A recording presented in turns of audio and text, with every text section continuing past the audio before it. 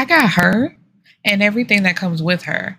All the good, bad, and crazy, I'll be taking. Anything she needs, consider it hers. And with her in my life, I'll forever be whole. Genesis Washington. Putting herself first is what Jordana Evans knows how to do best. She's at the top of her game in her career and no longer haunted by memories of her past, threatening to steal her joy. In her mind, being in love is a want, not a need. And she's convinced that she'll be just fine without it. Having intimate relations with the opposite sex is something she's willing to do for one night only. But then along came him. Being the son of a hood legend means absolutely nothing to Genesis Washington. His only priorities are taking care of the two people who have his heart, his sister and his nephew, and running the multi-million-dollar company that keeps his pockets fat. Juggling love and business just never made sense to a man like him, so he chose the latter. But crossing paths with Jordana Evans suddenly changes everything for him, and she becomes the only woman he wants. And he isn't the type of man who shies away from whatever he desires. When Jordana and Genesis lay eyes on each other, they're unable to fight off the feelings that form from their very first encounter. What starts off as a one time thing quickly turns into an addiction neither of them can get enough of. But the pain of Jordana's past has her determined to keep their new arrangement strictly between the sheets. Can Genesis truly be the one to ease Jordana's heavily guarded heart? Or will family do more damage to Genesis and Jordana before they fully have the chance to prosper? Baby, can we talk about before we even get to the book how reading that synopsis was such a freaking tongue twister? I got messed up so many times and trying to re-record. I was like, you know what? After like the fifth or sixth take, whatever word I stumble upon, it's just left in there. So let's just get to it. So this is I've already reviewed part two. This is part one of the Evans family, which I feel like maybe this book should have been a book on its own, like the I Got You, just Genesis and Jordana story, and then maybe start the Evans family book because you got this book, which is quote unquote the Evans family book, part one. And then you have our book one, excuse me, and then book two, which is the longest title ever. Just what is it? Jasil the King Who Got Me, and then it's the Evans family book, book two, and then it's like the Evans brothers book part one. It's just like that shit is so long, but I'm not the author and I'm not Miss Jenesequa, so that's not my business, and I'm just gonna read them when they come out. But anyway, like I said, I already reviewed part two first because that was the book. Of course, you know, scrolling on TikTok or Twitter, whichever one it was I was on, I saw that book first, so I read that one, and then learning that that was book two and there was a book one, I was like, let me go back and read this and see what's going on. So this is Genesis and Jordana story. So Jordana is a hairdresser who, you know, she works inside of a salon where I believe they're all black women. And it's just like a real good environment to work in. And she loves working there. But one of her clients, who is Gabrielle, she's braiding Gabrielle's son's hair. And he's 3 years old at this time. Now in book two, I think at that point he was 6, but you know, we're going back. So he's 3, but she sends her address and it ain't her normal address because Jordana done been to Gabrielle's house before. So she thinking like, ooh, she don't move bigger and better, you know, whatever. But when the door opens, she sees a fine man. She's like, ooh, who is this? But come to find out, it's Gabrielle's brother, and this is his house. So Gabrielle and what's the baby's Kaiser? they're spending the weekend at his house, but the baby need his hair done because he's Genesis was the one like he looking rough, and Kaiser told him, "I know look rough. My mama told you to stop talking about me." So the whole time while she's braiding the baby's hair, Genesis is like staring deeply into her soul. He like what he see. And so Gabrielle had already paid her, but he gives her more money anyway. And she like, you really ain't got to do this. He like, look, just sit back and let me take care of you. Don't even worry about it. And she tries to give a little pushback, and he's like, baby girl, you gonna learn fairly quickly that what I say goes. So take this money, and even if you didn't take the money out of my hand, Gabrielle was gonna send me your information where I could have sent it to your account anyway. So take this and have a nice day. So she's like, okay, cool, whatever. So, what is it? Jordana has a cousin who's like an influencer. So they were supposed to meet up to go to this restaurant, and because there's a signature drink named after her cousin. So they were supposed to try it. Now, Jordana is dressed and she's at the restaurant waiting on her cousin, and she sees Genesis. So he tells her like, "I'm gonna send you this bottle of wine. Like, can you hold your liquor?" And she like, "Yeah." So he's like, "All right, I'm gonna send you this bottle of wine. The whole bottle to yourself." And she's like, "Well, what about when my cousin shows up? Maybe if she might want some." He said, "Well, if she wants some, tell her get her own bottle. But like I said, the bottle I'm gonna send to you is just for you." So her cousin, well, she has to call her cousin, like, okay, girl, it's been like a smooth 30 minutes. Where the hell you at? So her cousin tells her basically she not coming. Um, she like how I was in high school, like she got her period. And when that happens, she just gotta be in the bed. She can't move, she can't go nowhere.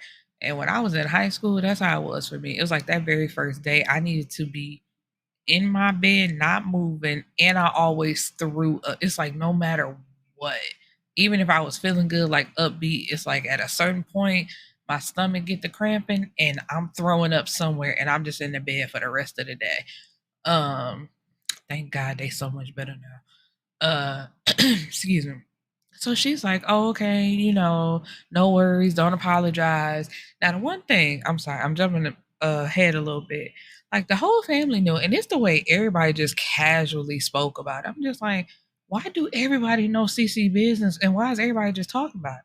But anyway, so when the waiter comes with the bottle, Jordana's like, "I'm so sorry, but can you send that back?" And basically I'm leaving.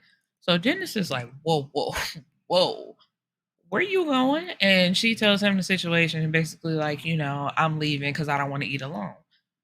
Dennis is like, oh, that can be fixed. I'll eat with you. I want to share your company, baby. So he has them set up in a private dining room where they just talk and they get to drinking, they get to eating, and it's just a vibe and they attracted to each other. So they end up spending the night together. And so at first, it was just going to be a one time thing because Jordana got her heart broken in the past really, really bad. So she has vowed to never get into another relationship. It's like we can have sex, but after that, that's it. And so, like, it was supposed to be a one time thing, but then they decide that whenever the other one calls, they come running. I was going to start singing. I was like, when you come, I come running, baby. Come on, Ashanti. Anyway, and so at one point, her brother, she got three big brothers, and they're like, "What's been going on with you? You smiling and grinning. You got this new nigga in your life, and you don't want to tell nobody about it." And she's like, "I'm not ready to, and it ain't really that big of a deal."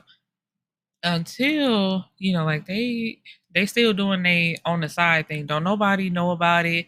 Gabrielle don't even know about it. Um, until the brothers pop up at her house and she got the candles lit. She got rose petals everywhere. Mama got a robe on or a nightgown, something like that. And when they come in, at first she thought it was him because he got a key. But they like, oh, so you scared to show this nigga around? And she's like, yeah, tonight ain't the night for us to hang out, so I'm gonna need y'all to go.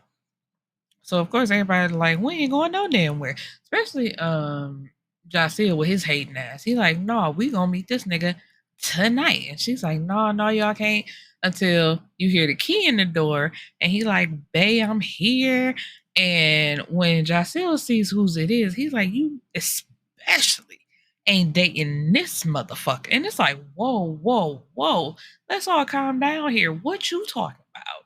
Now come to find out that Genesis' father was a kingpin, and basically, he ran the city until I think he went to jail and he died. And Jaceel is just so certain that Genesis took over. And Genesis is like, first of all, you don't know me, so watch your mouth. And I ain't taking over nothing. I got a legitimate business. Businesses, actually. He's like, I ain't got nothing to do with that. So you talking and you don't know what you talking about.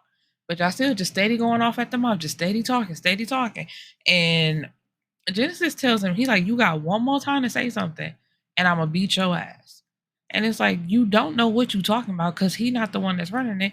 It's his uncle.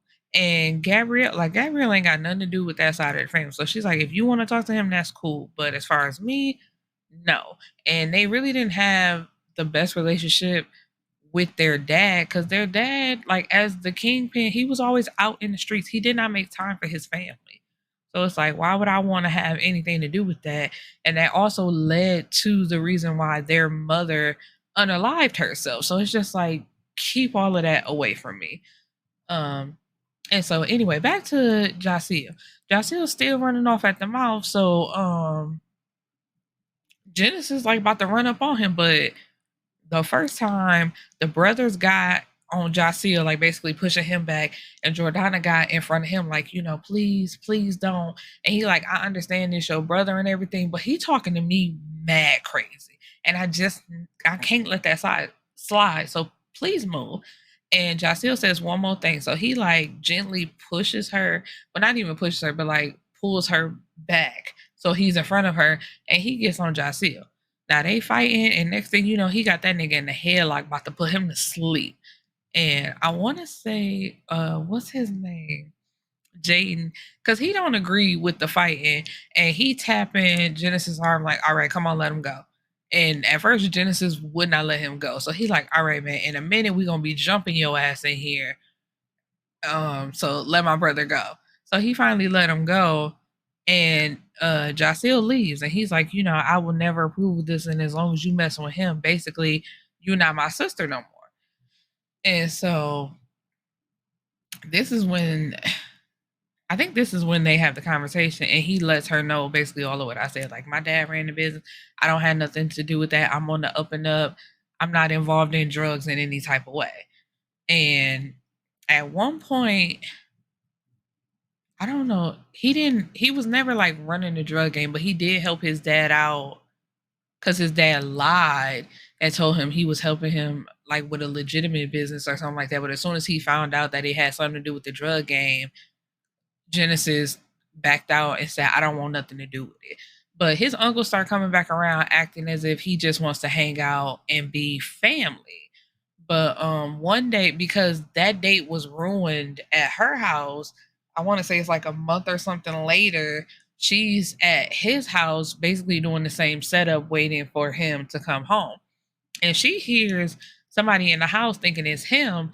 It's actually the uncle. And he walking through the house talking shit like, yeah, I got recording devices all over the house.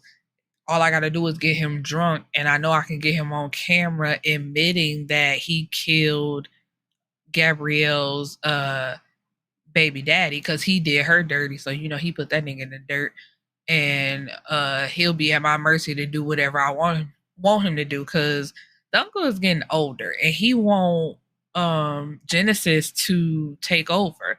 It's like, this is your birthright basically, so come and take over. And Genesis is like, no, I never want to do that, and I done told you that already.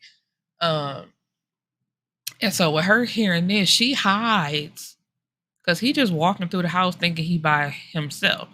And so he hears Genesis like in the garage are pulling up. So he's on the phone like, okay, I gotta go. I think I just heard him pull up. And he had lied and told Genesis that he was going to his house anyway because he think he left his wallet over there the last time they were drinking together. And so, she hides and then she's wondering like how is it gonna look with the uncle leaving the house and her there in lingerie.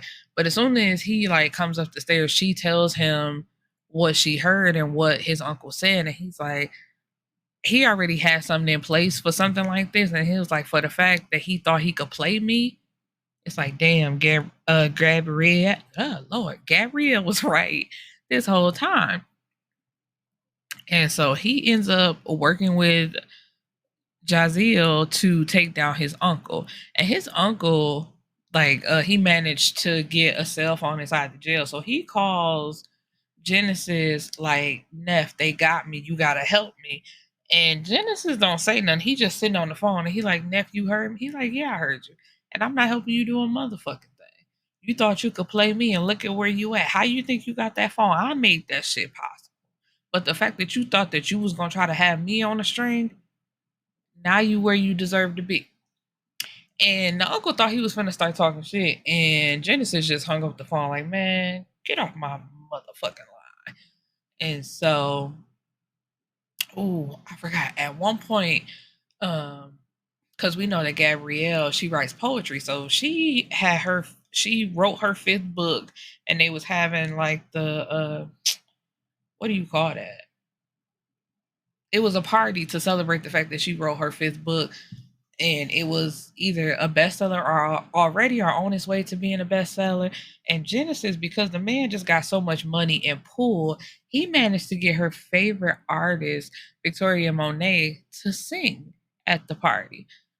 And with that, she had, I think the woman was her editor, but she showed up pregnant and with her fiance, and come to find out that it's the ex that did Jordana dirty. So she had ended up leaving the party and not talking to anybody because it's just like she didn't want him back. It's not seeing him and like basically being hurt, but it's just like after seeing him after so long, first of all, and what he did to her, it kind of messed her up. And she got him blocked on everything. There's no way he can contact her except through email. And the fool sends her an email and says, seeing you made me realize I wish the baby I was having with my fiance, but he basically says the baby I'm having with her, I wish it was with you. And it's like, how trifling do you have to be? And she sends him back an email like, you got to be crazy for contacting me. Because after he messed her over and she told her brother, the three of them whooped his ass so bad, he ended up in the hospital. So it's just like, unless you got amnesia of how that first ass whooping went, don't contact me again, or my brother's gonna do you real dirty. Leave me alone. And so anyway, that's how we got Genesis and Jordana. Because we know they end up married with a baby girl, so everything was great. But that's how their story first started off. Because at some point she's still thinking like, oh, at some point this gonna end because I don't really do it. Genesis like, baby, I don't know who you talking to, but it ain't me. And you my woman, you mine, girl. Stop playing with me. Like he applied all pressure. Like, girl, you can let that thing go. We are together. We go together real bad. Word to Carisha. And a little side story was her cousin Cece, her manager or like boss, his name was Dane. They was acting like they were just friends, knowing that they was liking each other real bad too. They even got a dog. Talking about they was co-parenting a dog. Like if y'all don't stop playing, talking about y'all don't like each other and y'all just friends, because he would give like how Genesis was on Jordana, basically anything she thought she wanted and she liked, he gave it to her. Dane was the same way with CC. Oh, snap. I forgot to mention. So Jordana workplace, right? The boss. At first everything was real cool. Then it seemed like the boss was saying little slick shit and like basically nitpicking with her to the point where Jordana's like, okay, what's the problem? Cause I ain't never had this much animosity between us with you. So I don't get why you picking on everything I say and all of a sudden you got a problem with how I do things. And she had took a break from work. She like, obviously I need a break. And she was talking about opening up her own salon. But when she like basically brought that to the owner's attention, she's like, you know what, you right, and I apologize. So take all the time you need, and when you come back, then we can discuss what you want to do. And she had been friends with a girl at the job where the girl more so than Jordana, because it's like when Jordana was frustrated, she would say like, I don't understand why she doing this, and I wish she would leave me alone. But the coworker slash supposedly friend was talking like real grimy, talking real shit, and she had basically went behind Jordana's back trying to tell the owner like what she had been saying and flipped it and said Jordana was saying it. But when she sat down, Jordana, that is, sat down with the owner and I guess basically showed her the text messages to show that it was actually the coworker, and the fact that the coworker, it was before they knew each other and before they got together. Genesis had slept with her. And even because he had came to the job, brought lunch for everybody, and he brought flowers just to, surprise Jordana. The girl shows up to his restaurant like either the next day or like one day next week, still trying to get with him. Like, I know she can't do it like I can. Stop playing with that little girl and get back with me. So it's like you went behind your friend back to try to get her man, and then you go to the boss lying, saying basically like, boss lady, she talking all this shit about you, trying to get her fired. So she's confronted at work because Jordana is like, I know you went to go see my man and he will never want you again. He got me. Stop playing. And I know the fact that you lied on me when we know for a fact that it's you. And it's like everybody confronted her about how fake she was and how, girl, this is your last day because you trying to cause tension up in here. And the girl basically has a almost like a mini breakdown because she was like, I don't see what he sees in you. And it's like, you're not that a better hairdresser than me. Like, all this shit. It's just like, girl, get your shit and get out and bye bye. So, yeah, that was it. It's like everything turns out right in her world because the owner um asked her to be a manager and then asked her to go 50-50, like 50-50 ownership of the hair salon. So it's like, boom, that worked out in her favor. And even if she planned on going off on her own, Genesis was gonna have her back 100%. But now she can stay at that salon because she liked the environment and the people that she working with. So everything worked out in the end. All right, my beautiful people, that is the end of this book, and I will see you back in the next episode.